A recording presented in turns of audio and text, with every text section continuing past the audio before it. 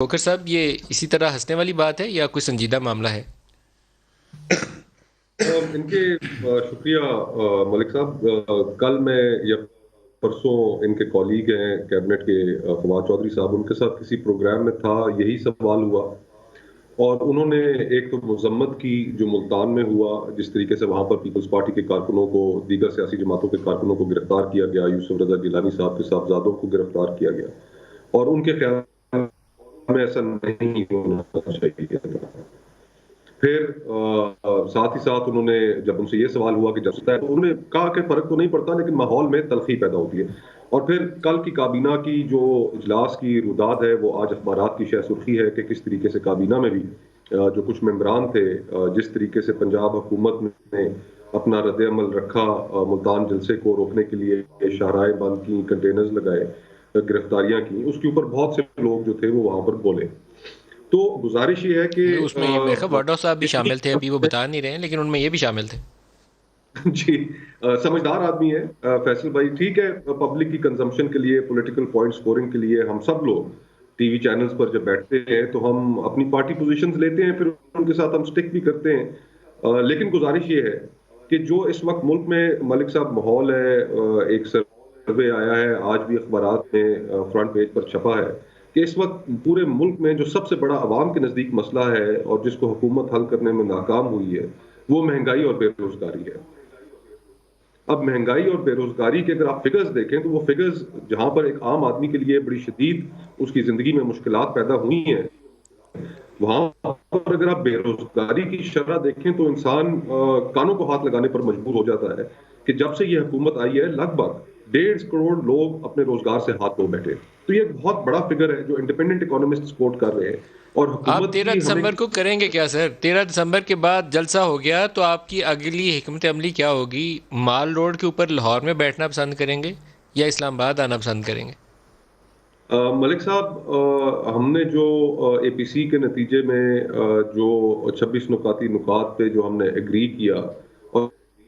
پھر جو ہم نے پلان آف ایکشن دیا، اس میں تمام صوبائی دارالحکومتوں میں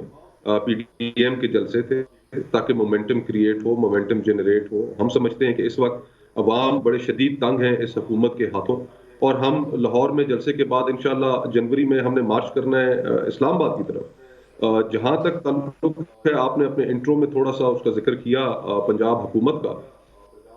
اس میں کوئی شک نہیں ہے کہ پی ڈی ایم جو مختلف سیاسی جماعتوں کا مجموعہ ہے، اس میں کچھ جماعتیں بشمول پاکستان پیپلز پارٹی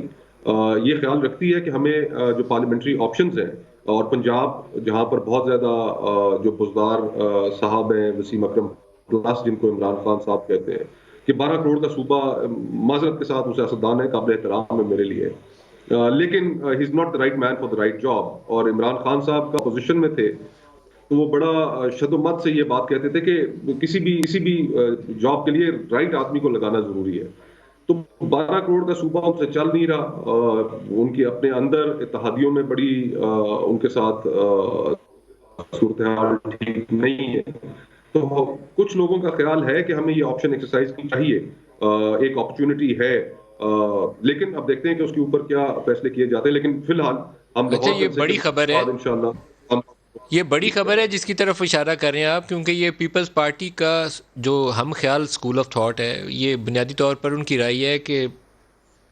ایک وقت میں ایک کو پہلے ہٹ کرتے ہیں، پہلے چیف منسٹر پنجاب کو ہٹ کرتے ہیں پھر آگے بڑھتے ہیں۔ تو یہ سکسیزفل بھی ہو سکتی ہے اپروچ، اگر آپ کے پاس ایک اچھی اپروچ اور اچھا دباؤ آپ برقرار رکھ سکیں سیاست میں، تو یہ بڑا امپورٹنٹ ہوگا آنے والے دنوں میں کہ آپ واقعی پنجاب کو پہلے ٹارگٹ کرتے ہیں یا نہیں کرتے۔ لیکن اس میں ملک صاحب پھر معذرت کے ساتھ میں قطع کلامی کی معافی چاہتا ہوں کہ اس میں پھر ایک کاؤنٹر آرگیومنٹ بھی موجود ہے، اور وہ کاؤنٹر آرگیومنٹ اس میں بھی وزن ہے، دلیل ہے کہ جی اگر ہم نے ماضی میں پارلیمنٹری آپشنز ہم نے ٹرائی کی ہیں، تو وہاں پر جس طرح سینٹ الیکشنز میں ہوا کہ ہماری میجورٹی ہونے کے باوجود جو ہمارے 14 لوگ تھے، ہم اپنی غلطی جو ہمارے ممبران سے ہوئی، کسی اور جماعت سے ہوئی، وہ ہم تسلیم کرتے ہیں، لیکن پھر ان کے اوپر پریشر بھی ڈالا گیا، ان کو بلیک میل بھی کیا گیا، اور ان کو مقدمات سے بھی ڈرایا گیا۔ تو پارلیمنٹری آپشن اگر ہم ایکسرسائز کریں گے تو پھر ہمیں یہ چیز بھی مد نظر رکھنی چاہیے کہ ہمارے لوگوں کے اوپر پریشر ڈالا جائے گا، ان کے اوپر مقدمات بنائے جائیں گے، نیب کے نوٹسز آئیں گے، تو شاید وہ پھر کامیاب نہ ہو۔ ہم ماضی میں ایکسپیرینس کر چکے ہیں تو اب مستقبل میں کرنے کا کیا فائدہ؟ فیصلہ سڑکوں پہ ہی کرتے ہیں. تو اس دلیل میں بندے بھی پورے بدل کرنا بہرحال آپ لوگوں کی خود کی ذمہ داری ہے، یہ کسی اور نے آپ کو پلیٹ میں رکھ کے پیش نہیں کرنے، نہ اس میں آپ کی کوئی مدد کرے گا.